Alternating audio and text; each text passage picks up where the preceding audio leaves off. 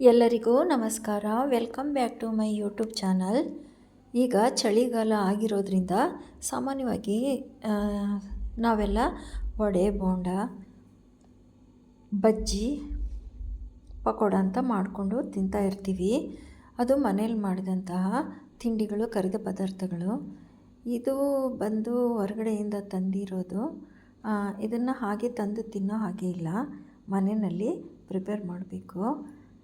ನೋಡೋಣ ಬನ್ನಿ ಏನಿದು ಅಂದ್ಬಿಟ್ಟು. ಇದು ಬಂದುಬಿಟ್ಟು ಎಮ್ಮೀಸ್ ಅಂದ್ಬಿಟ್ಟು, ಎಮ್ಮೀಸ್ ಕ್ರಿಸ್ಪಿ ವೆಜ್ ಸ್ಟಿಕ್ಸ್ ಅಂತೆ.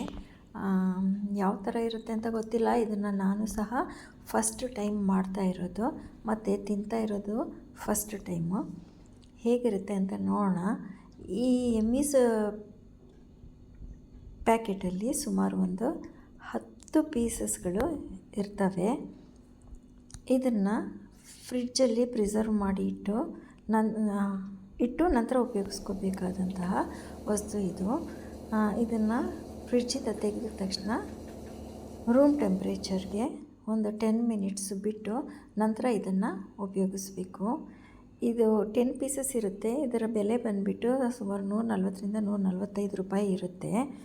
ಆ 140-145 ರೂಪಾಯಿ ಉಪಯೋಗಿಸಿ ಮನೆಯಲ್ಲೇ ಮಾಡಿದರೆ ಎಷ್ಟೊಂದು ಆಗಿಬಿಡುತ್ತೆ, ರುಚಿಯಾಗಿ ಇರುತ್ತೆ ಮತ್ತು ಹೆಲ್ದಿಯಾಗೂ ಕೂಡ ಇರುತ್ತೆ. ಈಗ ರೂಮ್ ಟೆಂಪ್ರೇಚರಿಂದ ತೆಗೆದು ಎಣ್ಣೆನ ಚೆನ್ನಾಗಿ ಕಾಯಿಸಿ ಚೆನ್ನಾಗಿ ಬಿಸಿ ಮಾಡಬೇಕು ಎಣ್ಣೆನ. ಮತ್ತು ಈ ಸ್ಟಿಕ್ಸ್ಗಳನ್ನು ನಾನು ಎಣ್ಣೆಯಲ್ಲಿ ಹಾಕಿ ಕರಿತಾ ಇದ್ದೀನಿ. ತುಂಬ ಹೊತ್ತು ಎಣ್ಣೆಯಲ್ಲಿ ಒಂದು ಸೈಡೇ ಬೇಯೋ ಹಾಗೆ ಬಿಡೋ ಹಾಗಿಲ್ಲ. ಪ್ರತಿ 5 ಸೆಕೆಂಡ್ಗೊಂದು ಸಲ ಇದನ್ನು ಮಗಚಿ ಹಾಕ್ತಾ ಇರಬೇಕು. ಒಂದೇ ಸೈಡು ಬೆಂದೋದ್ರೆ ಅಷ್ಟು ಚೆನ್ನಾಗಿರೋದಿಲ್ಲ.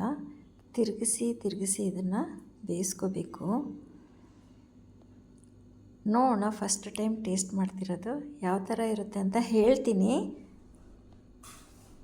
ಇದು ಗೋಲ್ಡನ್ ಬ್ರೌನ್ ಕಲರ್ ಬರೋವರೆಗೂ ಇದನ್ನು ಫ್ರೈ ಮಾಡ್ಕೋಬೇಕು.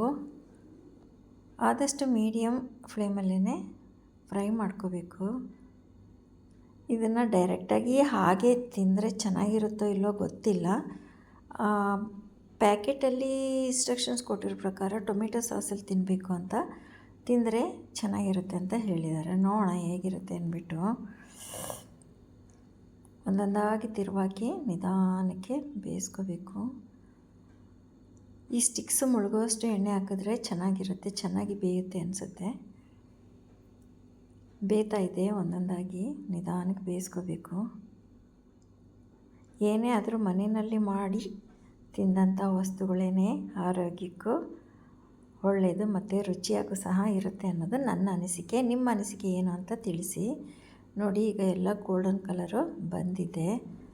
ಅದರಲ್ಲೂ ಒಂದು ಸ್ವಲ್ಪ ಓಪನ್ ಆಯಿತು. ಇದನ್ನೆಲ್ಲ ಒಂದು ಪ್ಲೇಟ್ಗೆ ತೊಗೊಳ್ತೀನಿ. ತೊಗೊಂಡು ಒಂದೊಂದಾಗಿ ಪ್ಲೇಟ್ ಒಳಗೆ ಹಾಕ್ಕೊಂಡು ಸ್ಟವ್ ಆಫ್ ಮಾಡಿದ್ದೀನಿ. ನೋಡಿ, ಈ ಥರ ಗೋಲ್ಡನ್ ಬ್ರೌನ್ ಕಲರ್ ಬರಬೇಕು, ಚೆನ್ನಾಗಿರುತ್ತೆ.